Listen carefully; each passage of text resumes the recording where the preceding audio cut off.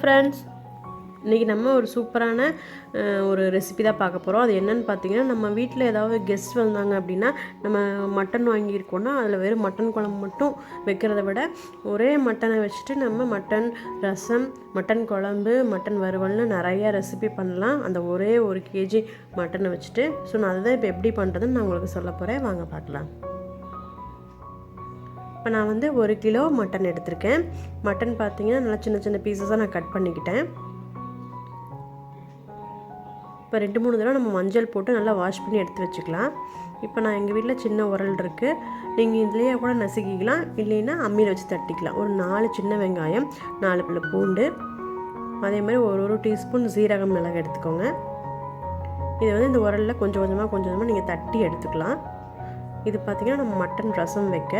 இந்த மட்டன் ரசம் பார்த்திங்கன்னா பிறந்து 1 வருடமான குழந்தைகள்லேருந்து யார் வேணால் சாப்பிட்லாம். குறிப்பாக இந்த குட்டி பாப்பாங்களுக்கெலாம் பார்த்திங்கன்னா சாப்பாடு வெறும் சாப்பாட்டில் இந்த மட்டன் ரசத்தை ஊற்றி கொடுத்திங்கன்னா ரொம்ப ரொம்ப உடலுக்கு நல்லது. குழந்தைங்க ரொம்ப அழகாக சாப்பிடுவாங்க. நான் எப்போ மட்டன் வாங்கினாலும் இந்த ரசம் எங்கள் பாப்பாவுக்கு வச்சு கொடுப்பேன். ரொம்பவே உடலுக்கு நல்லதும் கூட. நம்ம இந்த மாதிரி நசுக்கி எடுத்துக்கலாம். வெங்காயம், பச்சை வெங்காயம், பூண்டு, சீரகம், மிளகு தட்டி எடுத்துருக்கோம் நம்ம. நான் வந்து இதில் மிளகு ஆட் பண்ணல, ஏன்னா நான் மிளகு தனியாக பொடிச்சு வச்சுருக்கேன். அது சூப்புக்கு கடைசியாக நான் ஆட் பண்ணிப்பேன், அதனால் சீரகம் மட்டும் ஆட் பண்ணியிருக்கேன். இப்போ எடுத்துட்டோம், நம்ம இடித்து எடுத்துக்கிட்டோம் 1-2. அடுத்ததாக ஒரே ஒரு தக்காளி, அதை நீங்கள் 2 கட் பண்ணி எடுத்துக்கோங்க.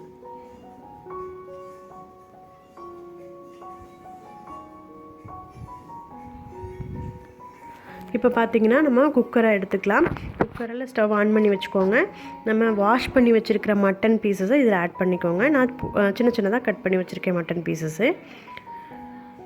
இப்போது இதில் வந்து நம்ம இடித்தோம் இல்லைங்களா, இடித்த சின்ன வெங்காயம், பூண்டு, சீரகத்தை இதில் ஆட் பண்ணிக்கலாம்.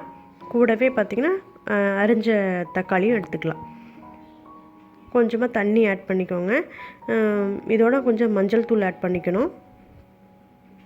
தண்ணி பார்த்திங்கன்னா ஒரு 1.5 டம்ளர் மட்டும் வர மாதிரி நான் வச்சுக்கிட்டேன். 1 கிலோங்கிறதுனால நீங்கள் தாராளமாக 2.5 டம்ளர் நீங்கள் தாராளமாக தண்ணி ஊற்றலாம். நான் வந்து 1.5 to 2 டம்ளர் வர மாதிரி தண்ணி ஆட் பண்ணி நம்ம க்ளோஸ் பண்ணி வைக்க போகிறோம். இதில் பார்த்திங்கன்னா எந்த விதமான எண்ணெயுமே நான் ஆட் பண்ணவே இல்லை. ஆனால் நீங்கள் சூப் ரெடி ஆனதுக்கப்புறம் பார்த்திங்கன்னா நான் எண்ணெய் நல்லா மிதங்கும். அது என்னென்னா நம்ம ஆட்டிலேருந்து வரக்கூடிய எண்ணெய் தான் ரொம்ப நல்லாயிருக்கும், டேஸ்ட்டாக இருக்கும். இப்போ ஒரு 4 விசில் விடலாம். நம்ம விசில் வரத்துக்குள்ளே ஒரு பேனை பக்கத்தில் வச்சுக்கோங்க. கொஞ்சம் சூடானதுக்கப்புறமா அதில் பட்டை, கிராம்பு, சோம்பு போட்டுக்கோங்க. சோம்போட அளவு பார்த்திங்கன்னா ஒரு டீஸ்பூன், அதே மாதிரி சீரகம் 1 டீஸ்பூன், கொத்தமல்லி 1.5 டீஸ்பூன். இப்போ இதெல்லாம் போட்டு நல்லா ஃப்ரை பண்ணி வச்சுக்கலாம். மிளகாய் வந்து ஒரு 6 மிளகாய். என் காரம் வந்து மீடியமாக தான் நாங்கள் போடுவோம். நீங்கள் கொஞ்சம் காரம் ஜாஸ்தி சாப்பிட்ற மாதிரி இருந்தால் தாராளமாக 10 மிளகாய் வச்சுக்கலாம். நல்லா பொன்னிறமாக வறுத்து எடுத்துக்கோங்க. அடுத்ததாக கொஞ்சமாக எண்ணெய் ஆட் பண்ணிக்கலாம். முன்ன வந்து நம்ம ட்ரையாக ஃப்ரை பண்ணுவோம். இப்போ கொஞ்சம் எண்ணெய் ஆட் பண்ணிக்கோங்க. இதில் ஒரு 400 கிராம் அளவுக்கு கண்டிப்பாக சின்ன வெங்காயம் ஆட் பண்ணிக்கோங்க. நான் வந்து ஒரு 350 கிராம் எடுத்திருக்கேன். ரொம்ப டேஸ்ட்டாக இருக்கும். இதில் வேறு எதுவுமே நம்ம ஆட் பண்ண போகிறதில்ல. பாருங்கள், விசில் வந்துருச்சு. 4வது விசில். நான் அடுப்பை ஆஃப் பண்ணிட்டேன். இப்போ வெங்காயம் வந்து நல்லா வதங்கணும் எண்ணெயில். அடுத்ததாக கொஞ்சமாக இஞ்சி பூண்டு எடுத்துக்கோங்க. வெங்காயத்தோடய போட்டு வதக்கிக்கோங்க. இதோட கொஞ்சமாக மஞ்சள் தூள். அவ்வளவே தான் நம்ம குழம்புக்கு ஆட் பண்ணக்கூடிய மசாலாக்கள் நம்ம ரெடி பண்ணிட்டோம். ஒரு 1/2 டீஸ்பூன் வந்து கசகசா ஆட் பண்ணிக்கோங்க. இதை பொன்னிறமாக வர வரைக்கும் நம்ம ஃப்ரை பண்ணி க்ளோஸ் பண்ணி வச்சிடலாம். பாருங்கள், இந்த அளவுக்கு வந்ததுக்கப்புறம் நீங்கள் ஆஃப் பண்ணிவிடுங்க. இப்போ 4 விசில் முடிஞ்சு ப்ரெஷர் இறங்கிடுச்சு. நான் வந்து மட்டன் ரசம் போய் பார்க்குறேன். செம்ம வாசமாக இருக்குது. கண்டிப்பாக இந்த தண்ணி வந்து குழந்தைங்களுக்கு ரொம்ப ரொம்ப நல்லது. நீங்கள் வந்து மட்டன் சூப் செஞ்சாங்கன்னா கூட கரம்லாம் அதிகமாக இருக்கும். நீங்கள் இந்த மாதிரி செஞ்சிங்கன்னா குழந்தைங்க விரும்பி சாப்பிடுவாங்க. ரொம்ப ரொம்ப உடலுக்கு நல்லதும் கூட. இது வந்து நீங்கள் சாதாரணமாக குழம்பு மட்டும் வச்சு விடுறத விட நீங்கள் சாப்பிட்றப்ப பக்கத்தில் இந்த மாதிரி சூப்பு, மட்டன் குழம்பு, மட்டன் ஃப்ரைன்னு வச்சு சாப்பிட்றப்போ ரொம்ப ரெசிபி அதிகமாக இருக்கிற மாதிரி தெரியும். பட் ஒரே ஒரு இதில் பண்ணலாம். பாருங்கள், நமக்கு சூப்பரான சூப் ரெடி ஆயிடுச்சு. நம்ம இப்போ வறுத்து வச்சுருந்தோம் இல்லைங்களா, அதுக்கானதெல்லாம் எடுத்து நம்ம அம்மியில் அரைச்சிக்கிறோம். இன்றைக்கி நான் அம்மியில் அரைச்சி ட்ரை பண்ணலான்னு பார்க்குறேன். நாங்கள் மோஸ்ட்லி மிக்சியில் தான் அரைப்போம் நம்ம எல்லோரும். பட் அம்மியில் அரைச்சிங்கன்னா கண்டிப்பாக அதனோட டேஸ்ட் அதிகமாக தான் இருக்கும். நம்ம ஃபஸ்ட்டு வறுத்து வச்சுருக்கிற கொத்தமல்லி, சீரகம், பட்டை, கிராம்பெல்லாம் வந்து நம்ம அம்மியில் அரைச்சி எடுத்துக்கலாம். இந்த அளவுக்கு வந்ததுக்கப்புறம் நம்ம கொஞ்சம் தண்ணி ஆட் பண்ணி அரைச்சிக்கோங்க. இது எதுக்காகன்னு பார்த்தீங்கன்னா, நம்ம குழம்பு ரெடி பண்ணுறதுக்காக நம்ம கையிலேயே மசாலாலாம் அரைச்சி எடுத்துக்கிறோம். வேறு எந்த மசாலா பொருளும் இதில் ஆட் பண்ணவே மாட்டோம். நம்ம தண்ணி ஆட் பண்ணி இந்த மாதிரி அரைச்சி எடுத்துக்கிட்டோம்.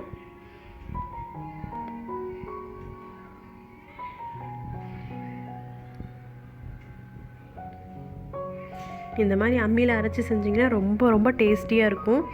கண்டிப்பாக நீங்கள் ட்ரை பண்ணி பாருங்கள். இப்போ அதே குக்கரில் நம்ம மட்டன் தனியாகவும் அந்த மட்டன் சூப்பு தனியாகவும் எடுத்து வச்சிடலாம். இப்போ குக்கரில் ஒரு 1.5 டீஸ்பூன் நம்ம எண்ணெய் ஊற்றிக்கலாம். எண்ணெய் கொஞ்சம் சூடானதுக்கப்புறமா ஒரு 2 கடுகு மட்டும் ஆட் பண்ணிக்கோங்க. கடுகு பொரிஞ்சதும் நம்ம எடுத்து வச்சுருக்கிற வேக வச்ச மட்டனை இதில் ஆட் பண்ணிடலாம். இப்போ அரைச்சோம் இல்லைங்களா, அந்த மசாலா, அதாவது பட்டை, கிராம்பு, சோம்பு, சீரகம், கொத்தமல்லி, வரமிளகாய் சேர்த்த மசாலா போட்டு கலக்கிக்கலாம்.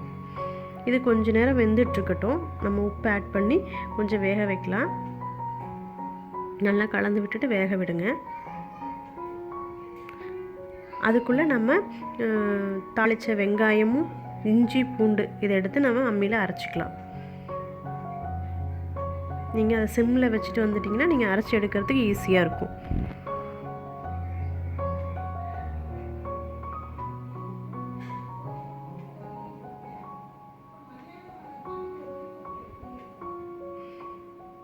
இந்த அளவுக்கு நான் அரைச்சி எடுத்துட்டேன். கொஞ்சம் கொஞ்சமாக அரைச்சி நீங்கள் எடுத்துக்கலாம்.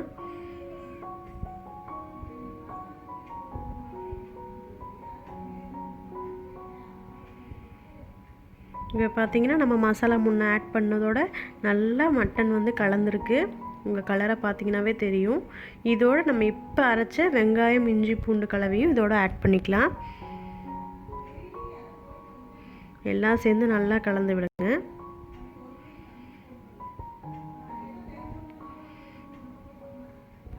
நல்லா கலந்துட்டு இது கூட நீங்கள் கொஞ்சமாக தண்ணி ஆட் பண்ணிக்கணும்.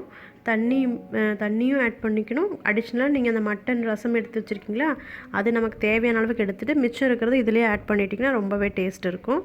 இந்த ஸ்டேஜில் உங்களுக்கு உப்பு, காரம் ஏதாவது தேவைப்பட்டுச்சு அப்படின்னா நீங்கள் வரமிளகாத்தூள் மட்டும் ஆட் பண்ணிக்கலாம். காரம் தேவைப்பட்டால் செக் பண்ணிவிட்டு ஒரு 4 விசில் விடலாம். மூடி வச்சுடுங்க.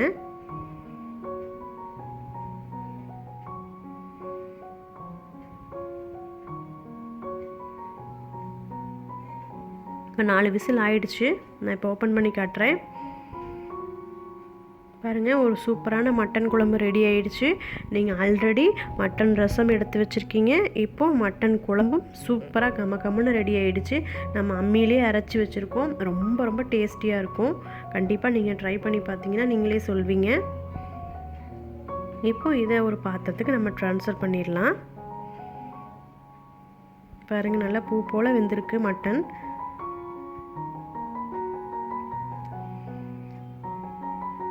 மட்டன் குழம்பு சூப்பராக ரெடி ஆகிடுச்சு. அடுத்ததாக பார்த்திங்கன்னா நம்ம மட்டன் ஃப்ரை பண்ண போகிறோம். அதுக்கு ஒரு பேனில் கொஞ்சமாக எண்ணெய் ஊற்றிக்கோங்க. எண்ணெய் கொஞ்சம் சூடானதுக்கப்புறமா நம்ம ஒரு 1/2 டீஸ்பூன் சோம்பு ஆட் பண்ணிக்கலாம். சோம்பு பொரிஞ்சதும் ஒரு டேபிள் ஸ்பூன் இஞ்சி பூண்டு பேஸ்ட் ஆட் பண்ணிக்கோங்க.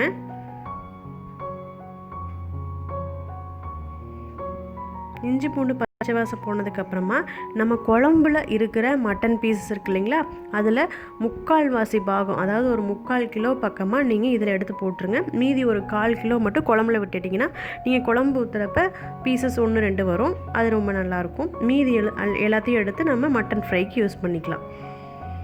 இப்போ இந்த மட்டன் ஃப்ரையில் நம்ம மட்டன் மசாலா ஏதாவது அரைச்சி வச்சுருந்திங்கன்னா தாராளமாக அதை ஆட் பண்ணிக்கோங்க. நான் சக்தியோட மட்டன் மசாலா ஆட் பண்ணி கொஞ்சமாக உப்பு சேர்த்திருக்கேன். இப்போ இதை சிம்மில் வச்சு நீங்கள் க்ளோஸ் பண்ணி வச்சுடுங்க. ஒரு 3 to 4 நிமிஷம் வெந்துச்சுன்னா நல்லா ட்ரை ஆகி ஒரு வறுவல் சூப்பராக ரெடி ஆயிரும். பாருங்கள் நான் ஒரு 2 நிமிஷம் தான் நான் சிம்மில் வச்சுருக்கேன். நல்ல மசாலா வெந்து நல்லா ட்ரை ஆகிருக்கு. இந்த ஸ்டேஜில் நீங்கள் அடுப்பை கொஞ்சம் ஆஃப் பண்ணிவிட்டு பெப்பர் பவுடர் மேலே தூவிடலாம்.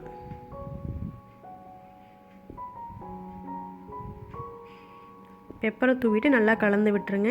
இப்போ டேஸ்ட் பண்ணி பார்த்தீங்கன்னா ஒரு சூப்பரான மட்டன் ஃப்ரை ரெடி ஆகிருக்கு. நீங்கள் ஒரே ஒரு மட்டனை வச்சுட்டு மட்டன் ஸ்டாக், மட்டன் ரசம், மட்டன் குழம்பு, மட்டன் ஃப்ரைன்னு 3 விதமான ரெசிபி கண்டிப்பாக நீங்கள் டேஸ்டியாக வீட்டில் ரெடி பண்ணிக்கலாம். இந்த ரெசிபி உங்களுக்கு பிடிச்சிருந்ததுன்னா உமன்ஸ் கிளப் ஃபேக்ட்ரி சேனலுக்கு சப்ஸ்கிரைப் பண்ணுங்கள். இதை கண்டிப்பாக நீங்கள் வீட்டில் ட்ரை பண்ணிவிட்டு எப்படி வந்ததுன்னு கமெண்ட்டில் சொல்லுங்கள். தேங்க்யூ ஃபார் வாட்சிங்.